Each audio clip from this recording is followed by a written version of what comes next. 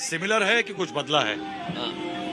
12 से अगर हम तुलना करें इस बार, तो 12 से कई ज्यादा जोश और उत्साह दिखाई दे रहा है। मुझे उस समय भी चलने का मौका मिला था, मैं उस समय भी जनता के बीच में जा रहा था। इस बार जनता के बीच में उत्साह और जो सहयोग और समर्थन दिखाई दे रहा है वो पहले से ज्यादा है। ये वो लोग हैं जो उत्तर प्रदेश में बदलाव चाहते हैं। किसान के साथ धोखा हुआ, नौजवान के साथ नौकरी और रोजगार का धोखा हुआ, महंगाई लगातार बढ़ रही है, ब्याज दरें कम हो रही हैं, और सवाल ये है कि आज जब पीछे मुड़कर के जनता देखती है तो भारतीय जनता पार्टी का हर वादा जुमला निकला है, उनकी हर बात विज्ञापन में झूठी है।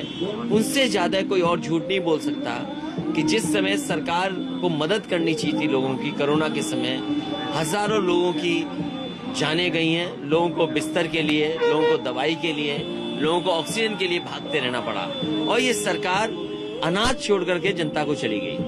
अखिलेश, चुनाव का प्रसार, एक तरह से कैंपेन अभी शुरू हुआ है आपका, और 2016 की एक रिपीट घटना जैसे दिख रही है कि नोट बैन हुआ और इस बार रेड्स की सीरीज शुरू हो गई है। आपको क्या लगता है कि एक्सपर्ट्स का कहना है, पॉलिटिकल एक्सपर्ट्स का कहना है कि ये टाइमिंग जो है ये कुछ दर्शाता है, कई राज्यों में पहले भी ऐसा हो चुका है।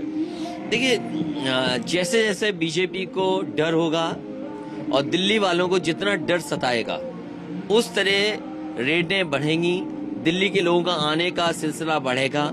और केवल इनकम टैक्स नहीं, जहां जहां चुनाव हुए हैं वहां दिल्ली की जितनी भी संस्थाएं हैं वो संस्थाएं यहाँ आकर करके पॉलिटिकल लोगों के यहाँ छापा मारेंगी।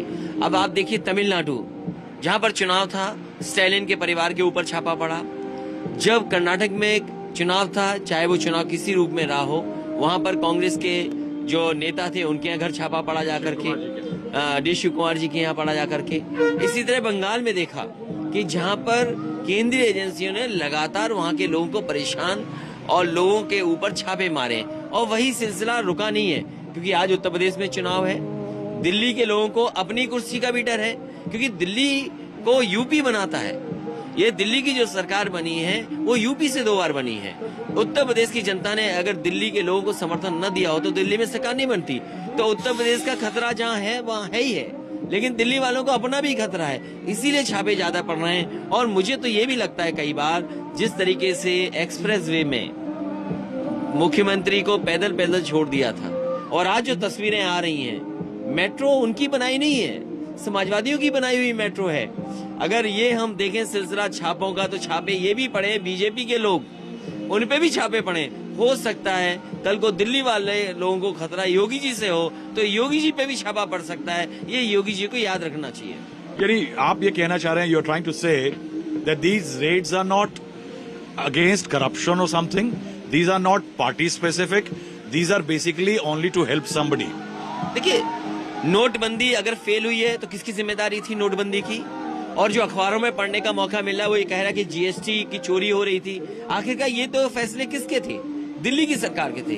दिल्ली के लोगों ने बैठ करके फैसले लिए थे। उन्होंने ये कहा था कि ये जब हो जाएगा तो अर्थव्यवस्था भी हमारी बेहतर हो जाएगी, व्यापारियों को भी सुविधा मिलेगी।